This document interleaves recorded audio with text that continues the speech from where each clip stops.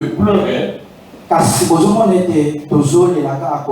nous ne faisons que nous plaindre parce que nous ne voulons pas nous inscrire dans la logique des choses de Dieu. On ne sert pas Dieu quand on veut. Si Dieu t'a déjà appelé et t'a mis à son service, toi tu dois t'incliner et tu dois faire ce que Dieu veut que tu fasses. À partir du moment où Dieu te dit, voilà ce que tu dois faire, dis, mais voici Seigneur, je vais faire ta volonté. Mais ce n'est pas ça qui s'est fait. Pendant que le Seigneur dit, voici ce que tu dois faire, toi tu lui dis, moi aussi j'ai des choses à faire. Et tu vas reléguer Dieu et tout ce qui te présente comme programme dans le second plan.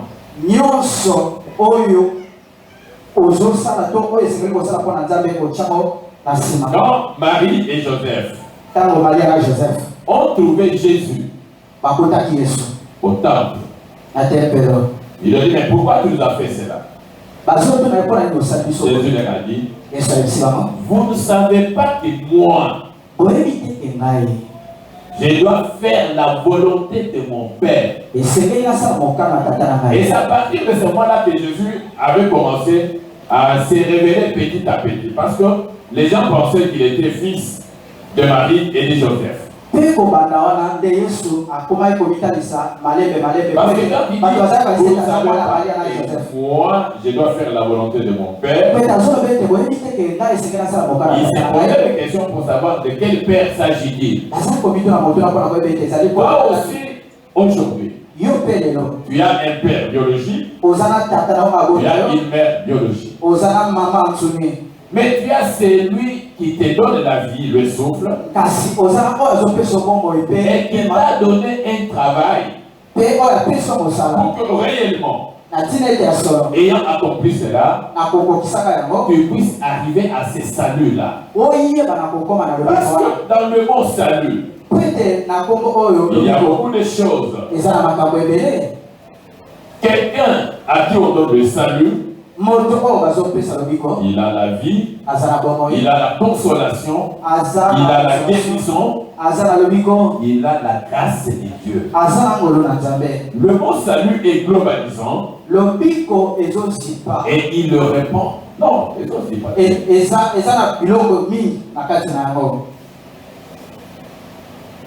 le mot salut englobe toutes ces choses que Dieu peut faire avec nous. Moi, j'étais appelé pour le salut.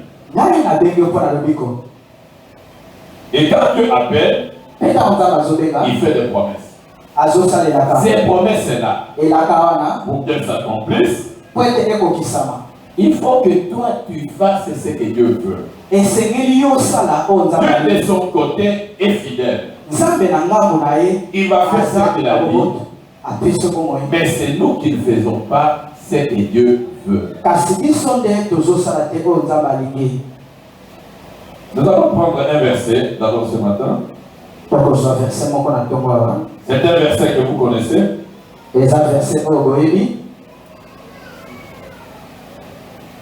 Exode 23, 25 à 26. Exode chapitre 23.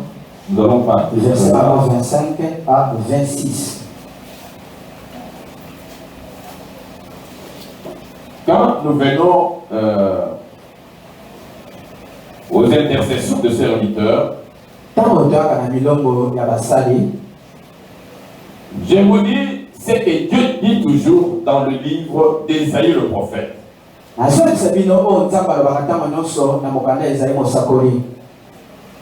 Je vais revenir par là. Nous faisons d'abord cette lecture. Exode 23. Exode chapitre 23. Verset 25 à 26. Verset 25 qui n'en a 26. Vous servirez l'Éternel votre Dieu Et il bénira votre pain et vos eaux. Et j'éloignerai la maladie du milieu de toi. Il n'y aura dans ton pays ni femme qui avorte, ni femme stérile. Je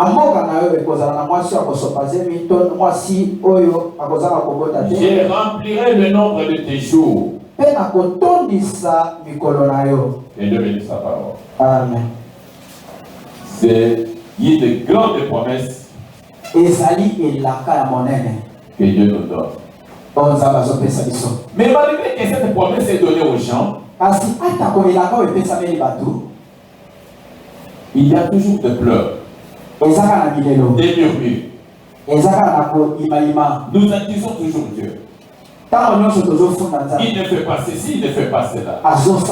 Mais comment Dieu va faire pendant que nous n'accomplissons pas ce qu'il nous donne comme principe? Dans le livre d'Ésaïe le prophète, Dieu pose la question: qui est aveugle comme mon serviteur? Qui est sourd comme l'homme que Dieu envoie? Mais si Dieu arrive à dire que non, c'est lui qui le prend pour serviteur est aveugle, il est sourd.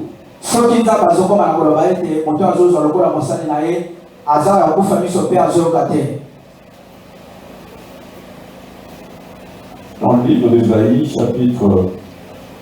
Pas d'ailleurs, vous avez lu ce verset-là autrefois.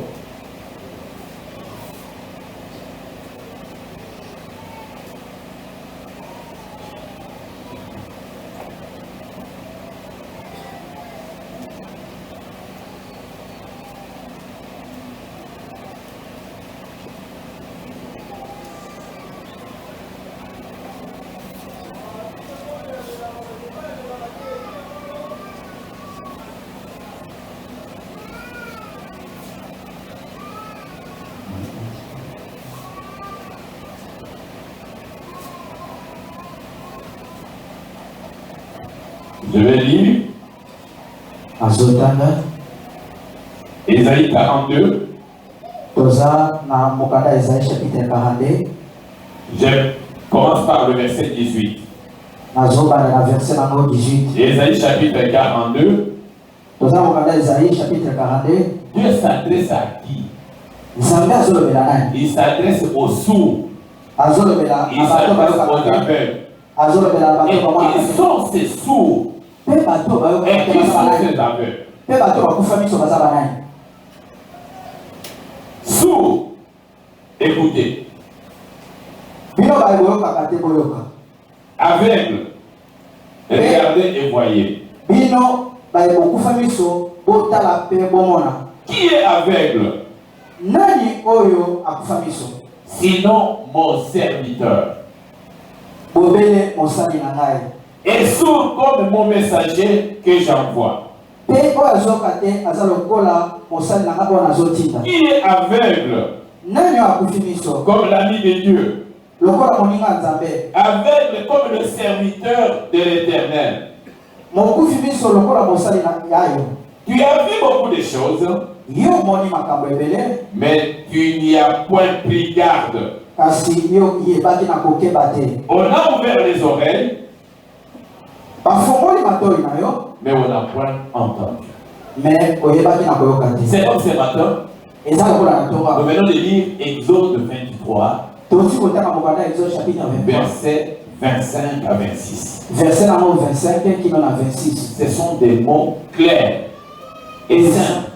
Vous servirez. Vous servirez. Quelqu'un peut-il attendre un salaire s'il ne sert pas? Toi, tu travailles par la fonction publique. Mais tu dis non, à la fin du mois, je dois avoir un salaire.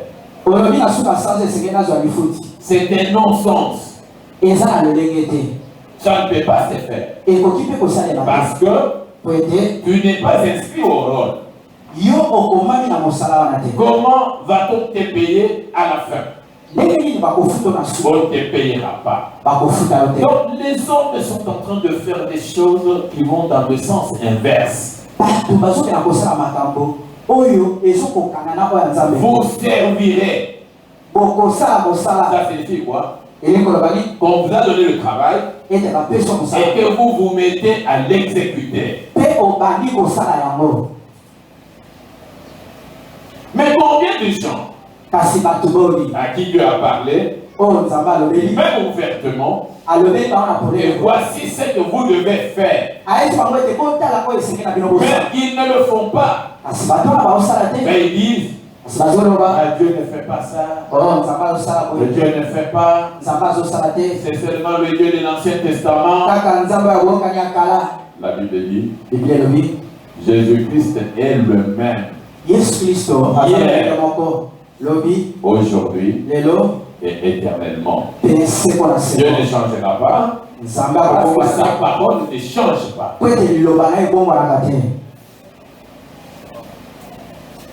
Nous aimerions ce matin vous démontrer les avantages qu'on peut avoir quand on sert Dieu.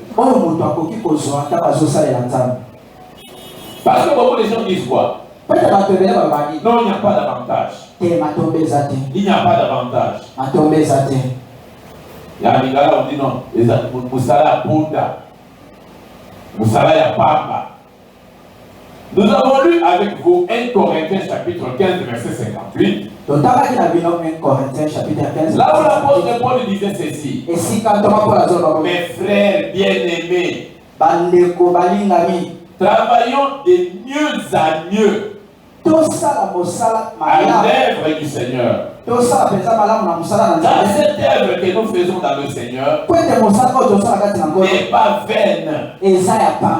Dieu vous rémunérera. Dieu donnera à chacun sa récompense. Parce que quand vous mettez dans tête que non, voilà, c'est un travail vain, ça ne paye pas. Il fallait rien faire de bon.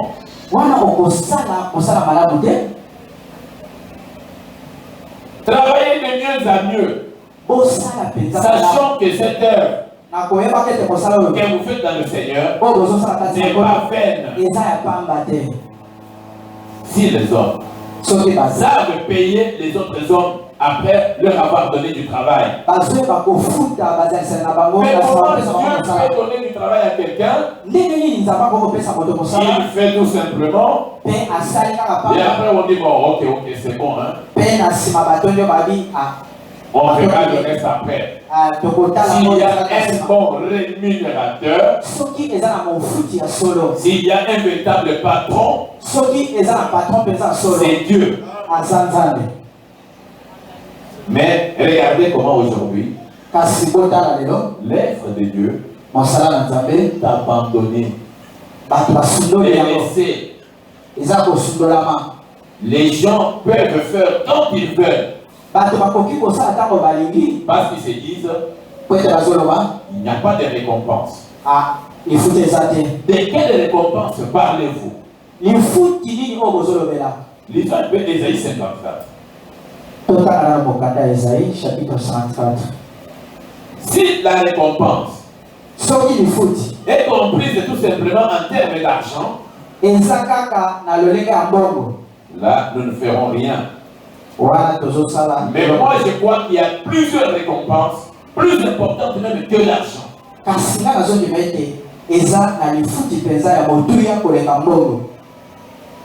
Si vous lisez Ésaïe chapitre 54, le verset 15 au verset 17. Verset 15 qui n'en a 17. Écoutez ce que Dieu fait avec ceux qui le servent. Le verset 15 dit ceci. Verset 15. Si l'on forme des complots, cela ne viendra pas de moi. Et quiconque se liguera contre toi tombera sous ton pouvoir. Voici, j'ai créé l'ouvrier qui souffle le chapeau au feu.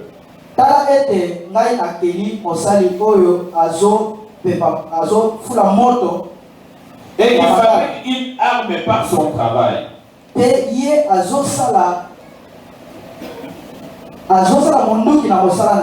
Mais j'ai créé aussi le destructeur pour la briser. Toute arme forgée contre toi sera sans effet. Et toute langue qui s'élèvera en justice contre toi, tu la condamneras. Tel est l'héritage des serviteurs. Tel est le salut qui leur viendra de moi, dit l'Éternel.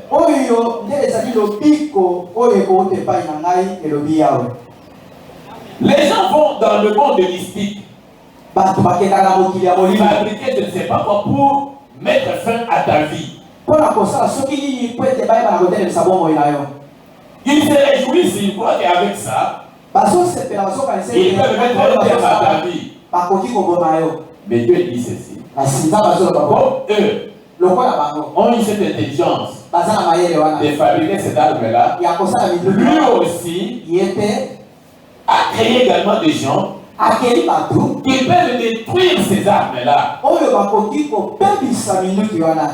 Voilà pourquoi quand on dit tout à l'heure, c'est là sans effet. Parce que quand quelqu'un vient avec une arme, dans le sens de t'aiguiller pour te faire du mal, Dieu, dans sa réplique, détruira cela. Ça, ce n'est pas un avantage. Il faut tout simplement que Dieu compte de l'argent et vous donne. Non, il y a beaucoup d'avantages quand on sert réellement Dieu. Ce n'est pas quelqu'un qui se colle un nom. Moi je suis serviteur. Moi je suis serviteur. Mais quand on pose la question, qu'est-ce que tu fais réellement? On ne voit pas ce qu'il fait. Quand il veut, une ou deux fois l'an, il peut faire quelque chose. Mais ça, c'est servir Dieu avec négligence. Mais qu'est-ce que Dieu dit des négligents? Quand vous lisez Jérémie chapitre 48, le verset 17 est un verset connu. Maudit soit celui qui fait l'œuvre de Dieu avec négligence. Plusieurs personnes marchent déjà avec cette malédiction. Mais Dieu ne peut pas encore bénir celui qui s'est collé à la malédiction. Quelle est ta façon de faire cette œuvre de Dieu là? Si tu le fais avec négligence, quand tu veux, quand tu entends, il n'y a pas de récompense que tu peux encore attendre de l'Éternel. Parce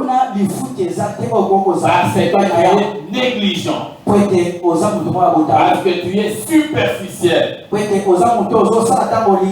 n'as rien à attendre. L'œuvre de Dieu paye. Il y a beaucoup d'avantages. Dans le verset d'Exode, j'ai le nom de lire, vous servirez l'Éternel votre Dieu. Il bénira votre pain. Ça signifie quoi? Vous ne manquerez pas du pain. Dieu ferait en sorte que le pain vous soit continuellement donné. Que vous ne manquez pas de l'eau. Et lui déjà, Il bénit ses mains, il bénit ses eaux. Il va vers les choses importantes. Si quelqu'un est réellement à mon service, je ne dis pas que la maladie ne viendra pas. La maladie viendra. Mais moi, j'éloignerai la maladie. Nous venons de traverser l'année 2020. Quels sont les efforts que toi tu as fait pour éviter d'avoir le coronavirus? Et oui. Tu dis, non, moi j'avais pris des stratégies. J'ai mangé beaucoup de ail. J'ai pris le Congo Bololo sur le téléphone. Ce n'est pas suffisant. Ce n'est pas suffisant. Si Dieu ne garde que de ail et le Congo Bololo, absolument rien. Absolument rien. Il y en a qui avaient pris ces choses-là. Qui ne sont plus. Mais lui dit, parce que toi tu es à mon service, tu peux croiser le coronavirus, mais tu ne mourras pas. Parce que moi, j'éloignerai la maladie. J'éloignerai la maladie. Et il continue pour dire que s'il y a des gens qui me servent, dans leur environnement, il n'y aura ni femme stérile, ni femme qui avorte. Quand vous regardez la plupart des femmes au temps de la Bible, elles étaient stériles. Mais ces femmes, à part Michal, la fille de Saoul, qui avait méprisé David, le jour qu'il se réjouissait devant l'Éternel lors de l'entrée de l'arche, Michal est morte stérile. Mais toutes les autres femmes ont eu des enfants. Quand vous prenez par exemple le livre de Luc, vous voyez même le cas d'Élisabeth. Élisabeth. Et elle est stérile.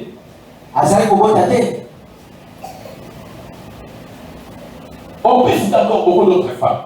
Mais elles ne sont pas mortes stériles. Parce que Dieu avait déjà parlé dans Exode 23. Elles étaient frappées de stérilité.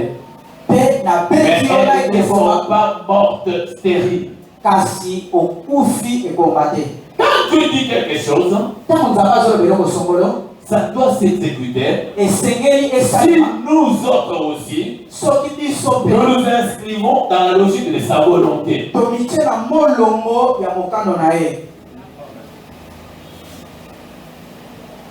Vous servirez l'Éternel. Il ne faut pas que ces versets deviennent un slogan. Mais celui qui veut que Dieu exécute les choses qu'il les a dites dans l'Exode ici, il faut qu'il soit réellement serviteur, qu'elle soit réellement servante. Il n'y a pas de favoritisme chez Dieu. Il y a des gens qui disent, moi je peux faire telle ou telle autre chose. On peut prendre telle décision contre moi. Mais quand je vais me mettre à pleurer, on va avoir pitié de moi. Non, Dieu n'est pas dans des choses comme ça. Tes pleurs ne pourront rien dire à Dieu. Fais seulement ce qu'il veut. Sois réellement à son service. Tu vois, chez nous ici par exemple, on sait qu'on doit aller au travail tous les jours. Il peut ne pas y aller tous les jours. Mais vous allez voir qu'il peut avoir son salaire. Mais Dieu n'est pas comme ça. Car il dit, mets-toi à mon service, sois à son service. Et lui, te contrôle à chaque seconde. Dieu nous donne 24 heures par jour. Mais il aimerait que pendant dans ces 24 heures-là, la première des choses que tu lui payes la dîme du temps. Aujourd'hui, nous disons, servir Dieu, oui. Mais nous n'avons pas le temps. 24 heures. 24 heures. Vous ne pouvez pas prendre un temps. 2h40 minutes que vous volez à Dieu chaque jour. 2h40 minutes. Que faites-vous pendant ce temps-là? Et vous croyez que Dieu peut être content? Non. Inscrivons-nous dans la logique de la volonté de Dieu. Nous verrons les grandes promesses données par Dieu nous accompagner. Servir Dieu. Quand vous lisez dans le livre de Chroniques, à partir du chapitre 29, quand vous parcourez ce chapitre-là, vous verrez que Ézéchias est devenu roi. Mais avant lui, la plupart des choses dans la maison de Dieu étaient détruites. Il n'y avait plus encore de culte. On ne pouvait pas encore célébrer la Pâque. Mais quand Ézéchias est venu, il a apporté des réformes. Il a donné même des conseils aux Lévites et aux sacrificateurs afin que chacun reprenne son travail. Et un jour, le prophète Isaïe vient dire à Ézéchias que Dieu te demande de dire au revoir à ceux de ta maison. Parce que tu vas mourir. Et à ce moment-là, Ézéchias avait un ulcère malin dont il ne pouvait guérir. Quand on lui annonce le message de la mort, vous connaissez le verset. Ézéchias a tourné seulement son visage contre le mur. Tu as oublié. Non, souviens-toi de moi, Ézéchias. Je suis ton serviteur. Regarde ce que j'ai fait. Mais toi, si on veut t'apporter un message comme ça, tu vas commencer à pleurer au nom de ton père, de ta mère. Tu vas citer tous les gens de ton clan.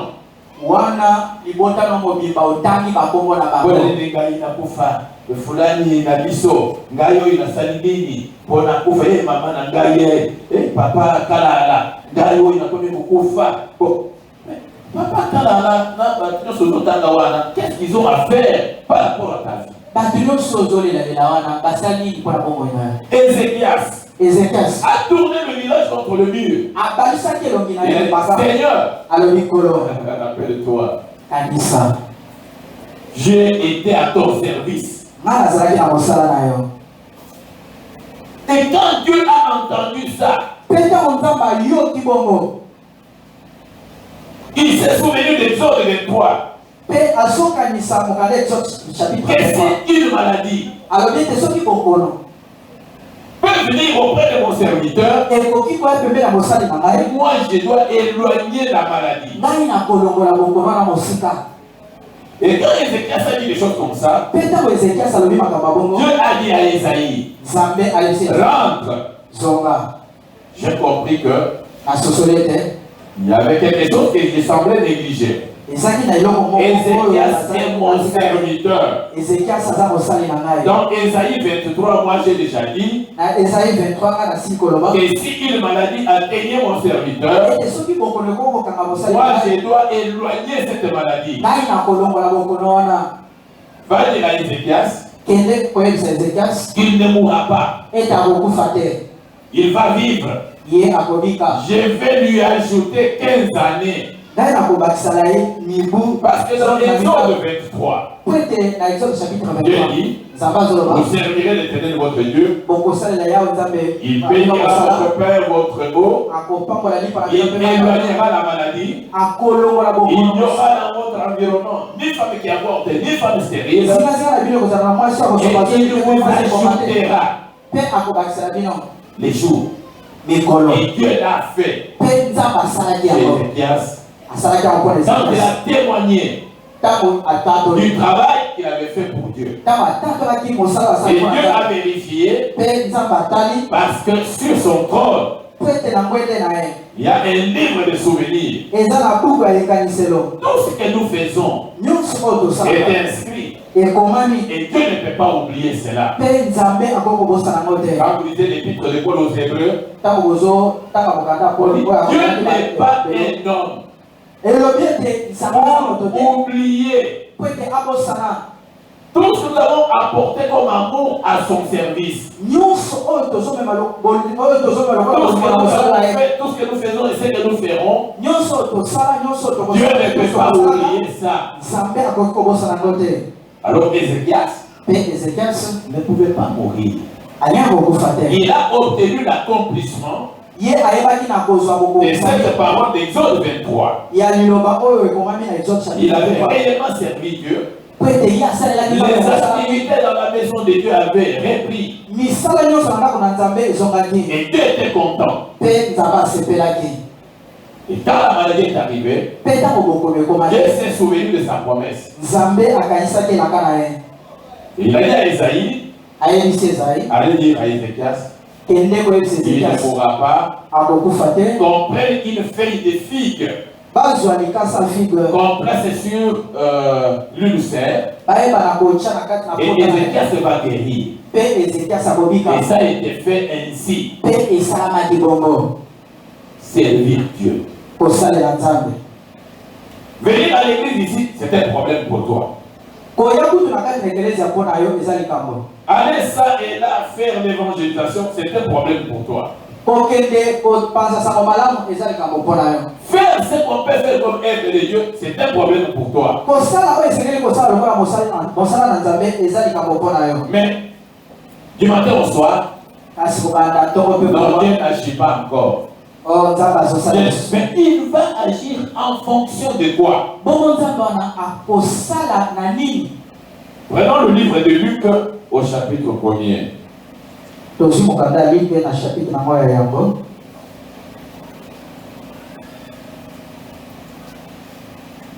Luc chapitre 1er, verset 5 à 13. Luc chapitre 1, verset 5. Il en a 13.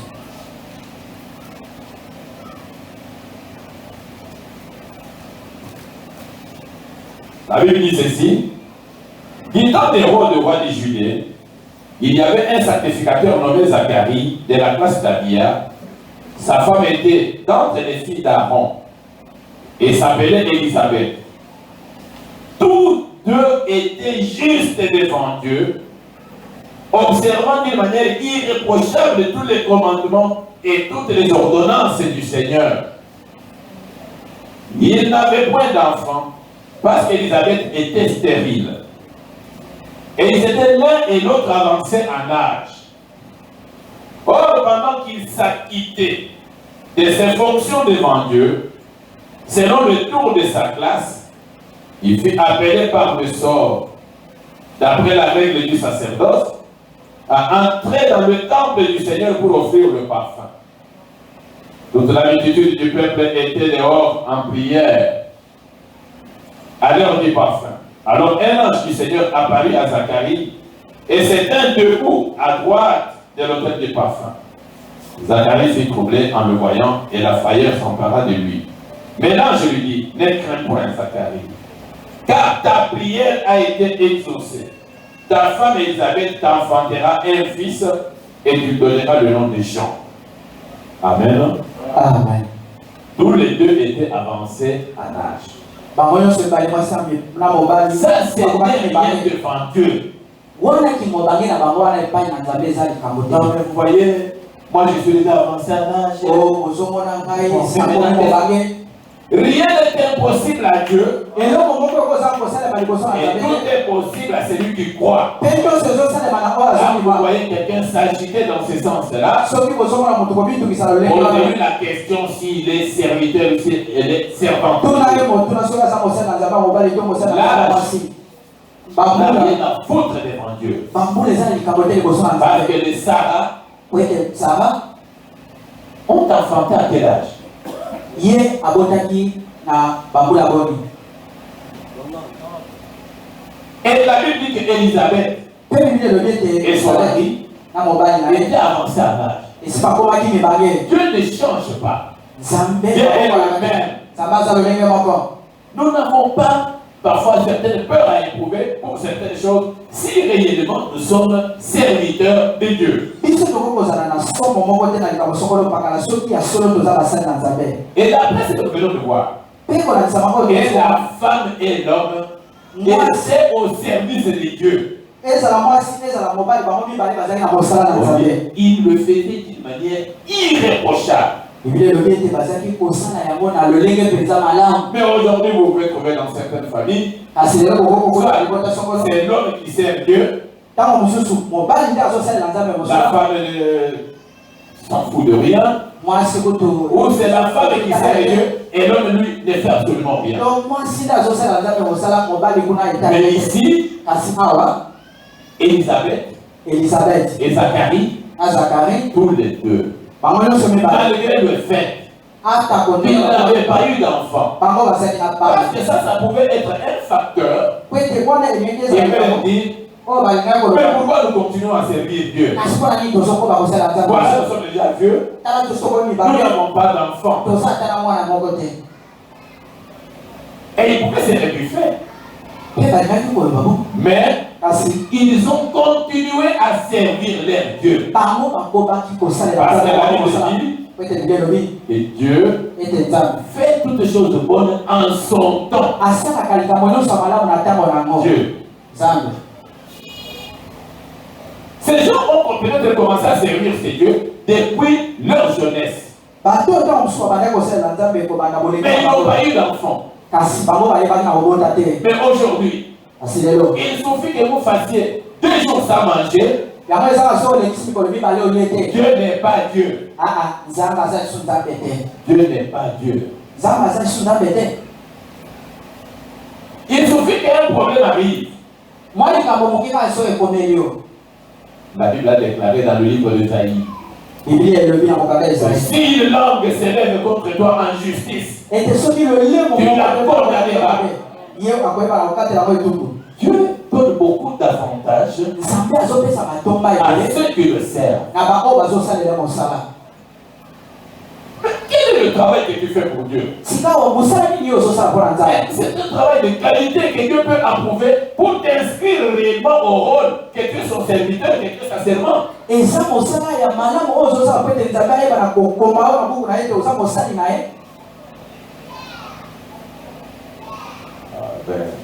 Nous allons à l'église, mais nous ne voyons rien. Bon, oui, aller à l'église, c'est quoi? Ça fait quoi? Viens à l'église et quelque chose que tu fais pour Dieu. Nous sommes dans les églises charismatiques. Les églises où le Saint-Esprit donne à quelqu'un ce qu'il peut faire. Une certaine capacité. Toi, tu viens à l'église, dès que le culte est terminé, Tu n'as même pas 2 secondes à accorder à ton voisin. Tu es déjà parti. Une maman m'avait dit ceci un jour. Au moins, même à temps que tu es à l'église de Bohème. Tout le monde a l'église, il y a pas besoin d'en gagner. Non, dans côté de la dans mon solo, mon niveau n'a pas à sa tête. Il faut la quête. Il faut la quête. Dans le cas où ça le dit. Ok. Mon toit n'a pas besoin d'ailleurs à sa tête. Il faut quête. Et après, tu vas dire que non, moi, les choses au service de Dieu. Servir Dieu, c'est quoi? C'est savoir mettre au service des autres les dons qu'on a reçus de Dieu là. J'ai reçu un don. J'ai pu prier pour les autres. J'ai pu exhorter les autres. Je peux faire quelque chose. Mais toi tu viens. Il n'y a pas déjà de mon niveau. Un jour, je posé la question à quelqu'un. C'est pas un jour de Pâques ou quoi. Vous n'êtes pas allé à l'église. Il me dit. Bon, dans l'église, il y a quelqu'un de votre salle. Vous dites, tant que l'église, vous avez d'abord tenu. Hein? Dans ce moment, tenu, il y a bien. Et comme on dit, ça pas tout beaucoup. Ça pas tout wana. Faut pas minuit. Donc, ça pas tout, il y a bien. Pour que tu fasses ma papa, tout ça. Moi, je ne comprenais absolument pas. C'est quoi le problème? C'est la tenue, ça pas tout wana. Qu'est-ce que c'est dans l'histoire? Pourquoi on a des bateaux? Il y a la tenue, il y a la ligne, ou bien la baoue pour se mettre à la sa peur wana. Il y a un milieu, il y a quoi?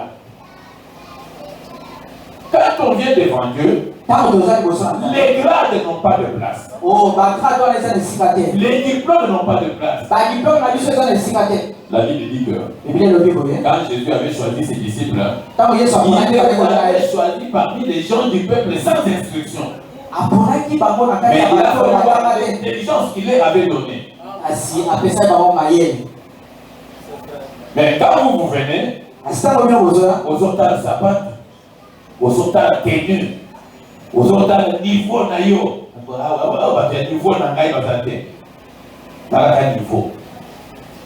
mais niveau un jour, on va se retrouver en enfer. Amen.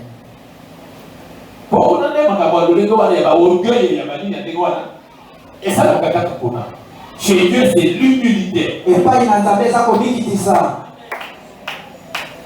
Donc, il faut travailler. Et c'est il faut que Dieu approuve que tu travailles. Et c'est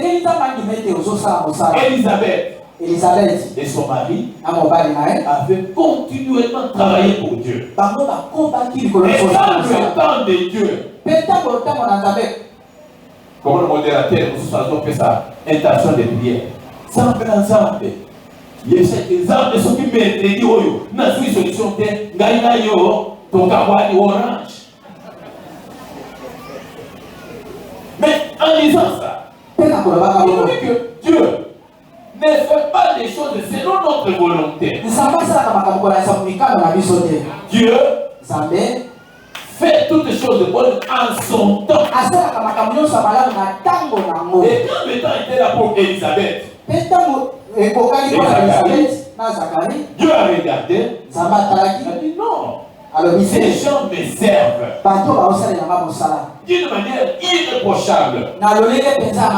Il faut qu'ils aient leur récompense. Mais ce n'est pas toi dire, n'a pas la Bible. Alors, quand on ressemble à la tête, par exemple, je voyais tout ça la matanga, la foulani à Tikibiso.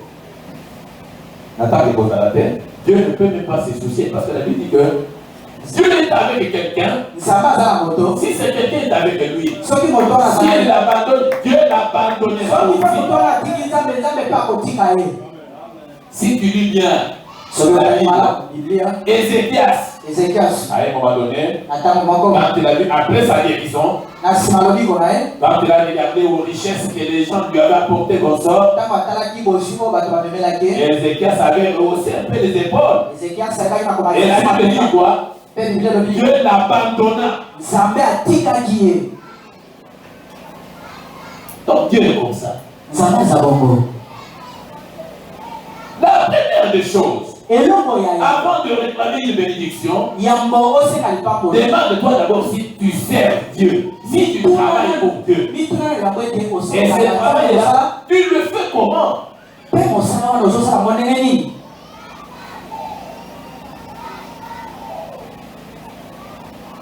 Ézéchias a travaillé pour Dieu. Quand la mort est venue, il a dit non, il ne va pas mourir à cause du travail qu'il fait pour moi. Et Elisabeth et l'autre, la stérilité les avait frappés. Et cela n'était pas un facteur pour qu'ils abandonnent Dieu. Et au moment opportun, Dieu les a bénis. Ne mettons pas d'abord la bénédiction comme si c'était un facteur qui peut alors nous pousser davantage à servir Dieu. Dans l'épître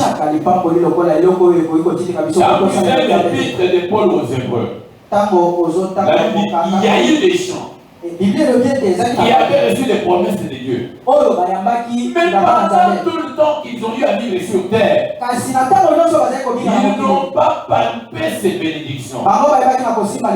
Mais quand ils allaient déjà vers la cité meilleure, ils ont vu ces bénédictions. Ils ne pouvaient pas retarder encore leur voyage. Ils ont préféré aller vers la cité où il y a de véritables bénédictions. Dans l'église, où il y a 10e année, devant Dieu, un jour c'est comme 1000 ans. 1000 ans c'est comme un jour. Et le temps que toi tu es en train de prévaloir là, c'est combien de jours devant Dieu? Mais tout le monde me pose la question. Pourquoi tu es ancien dans cette église là? Ça fait déjà longtemps. Mais vous avez le côté. Yo qui vont me dire, oui, ça c'est vrai. Je vais cesser. Tu ne comprends pas. Quand vous lisez dans le livre des Actes des Apôtres, dans Actes chapitre 9, verset 36 à 41, on parle d'une femme, Tabitha Dorcas. Elle s'était investie dans l'œuvre, dans les bonnes œuvres. Et la mort est venue. Elle est morte. Les gens sont allés appeler l'apôtre Pierre. Et les autres veuves, ou les gens qui étaient bénéficiaires de ces bonnes œuvres, sont venus avec ça. Ah, cette dame ne peut pas mourir. Voici les œuvres. Voici ce qu'elle a fait pour nous. Et Dieu aussi ne pouvait pas laisser alors cette femme partir comme ça. Dorcas Tabitha est revenue à la vie après la prière de Pierre. À cause du travail de Dieu. Qu'est-ce que toi tu fais réellement pour Dieu? Pour que tu dises, Dieu ne fait rien pour moi. Le travail que tu fais avec négligence, c'est là. Les choses que tu fais quand tu veux là, Dieu n'est pas là-dedans.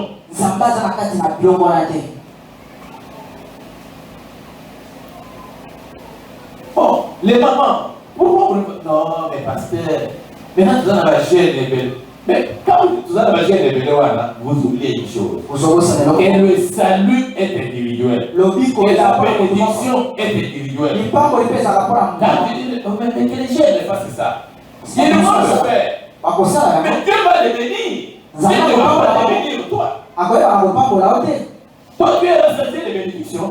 Parce que l'œuvre de Dieu que nous devons faire, c'est soit jusqu'à notre mort, soit jusqu'au retour de Jésus. Mais pourquoi cela ne peut pas faire? Oui, celui-là peut faire. C'est lui qui aura la récompense. Et toi, tu n'en auras pas. Et tu vas tout simplement commencer à murmurer. Je termine avec le livre d'Agé. Nous parlons toujours de ça par rapport à la négligence que nous avons face au travail de Dieu.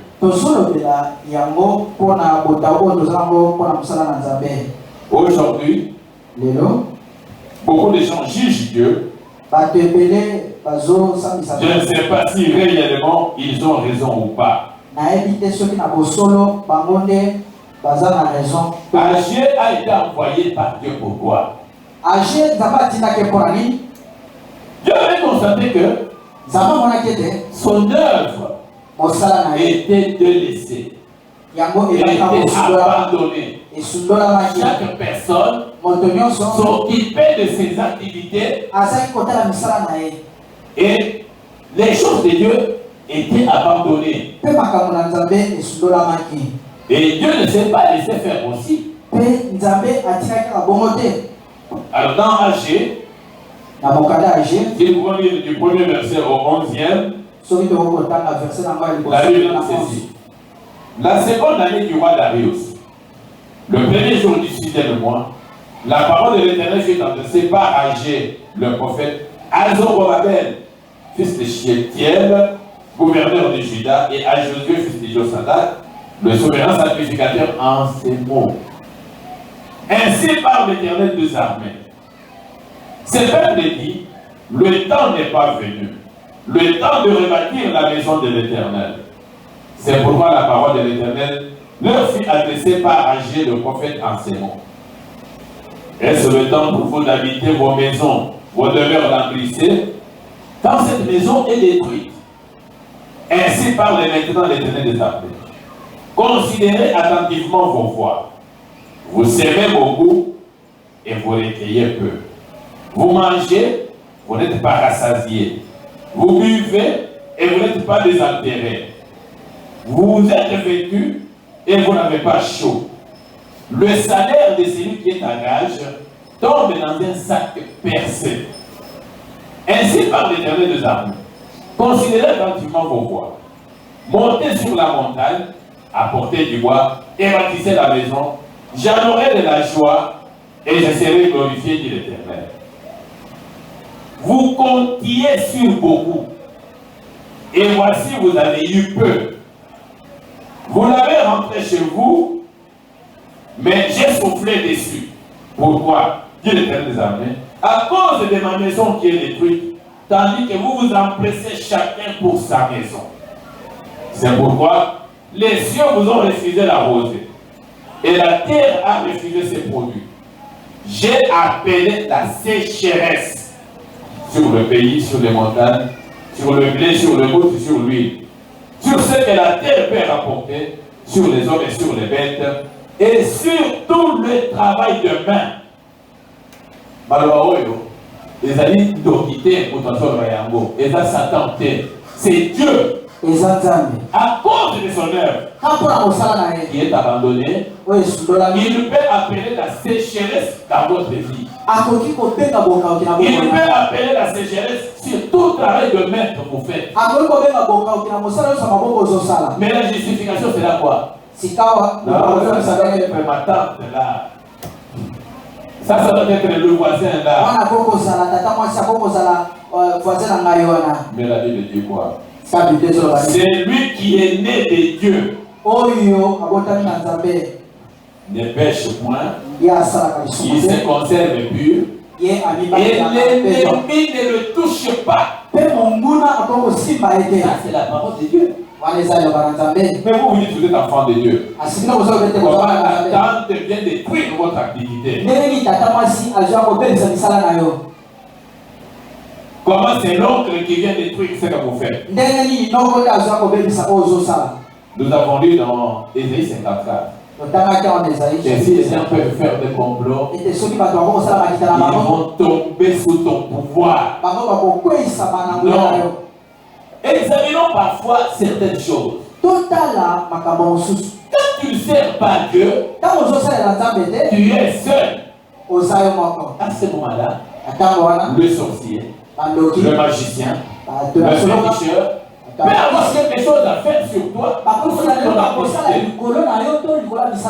Si tu es serviteur, tu es servante, toutes ces actions-là peuvent être menées ou tentées, mais Dieu ne se laissera pas faire. Dieu va te protéger.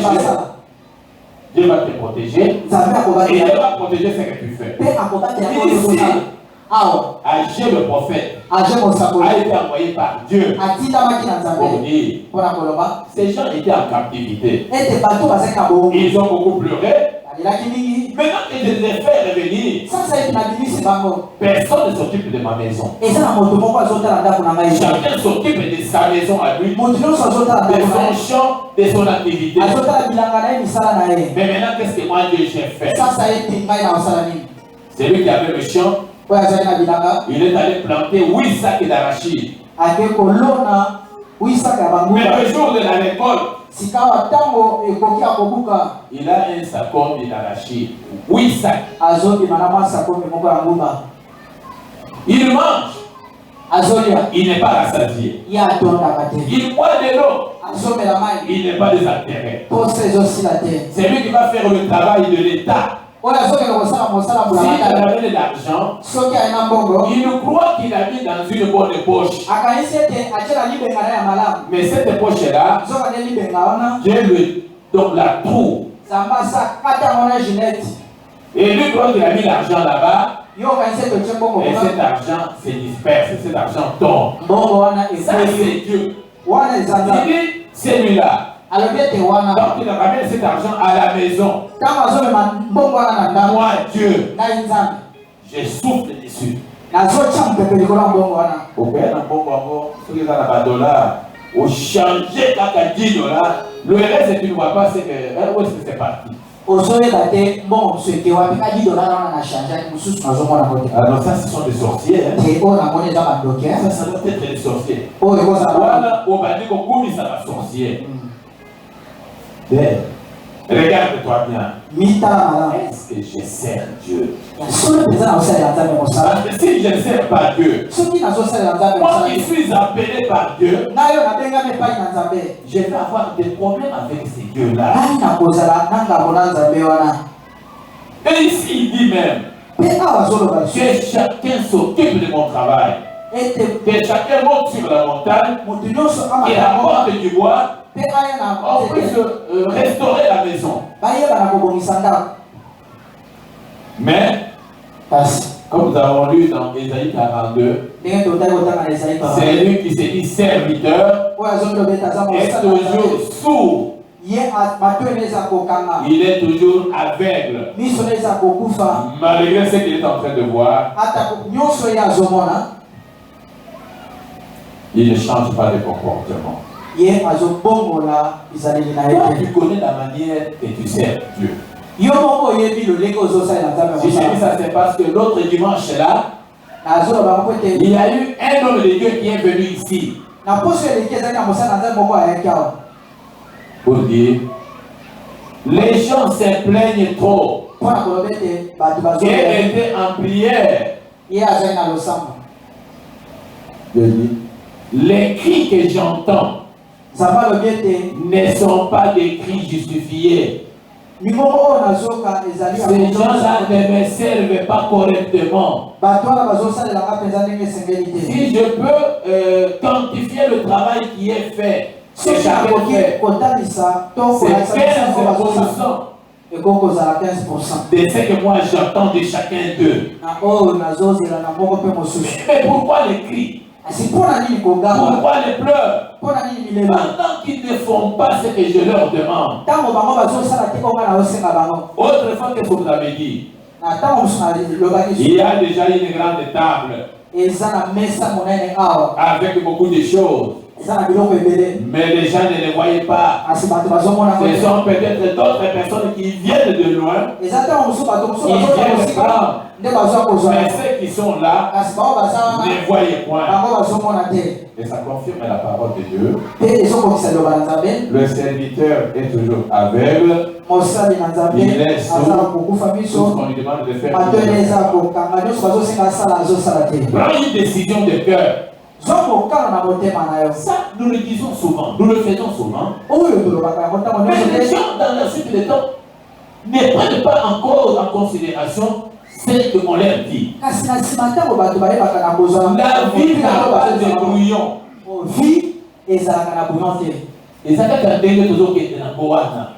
Et tout ce que tu es en train de rater là, ça ne reviendra pas. Pourquoi tu ne peux pas servir Dieu correctement? Tu chantes dans une chorale. Tu es devenu négligent. Tu es dans une entité. Tu ne veux rien faire. Sinon on va glorifier celui qui est ici ou celui qui est président. Nous n'allons pas faire des bonnes choses, sinon on va commencer à parler du pasteur. Non. Dieu sait que la personne qui a fait ça, c'est telle personne. Même si les autres vont glorifier le pasteur, mais Dieu sait que c'est lui qui fait ça, c'est elle. C'est lui qui a fait ça, c'est elle. Tu vas prier.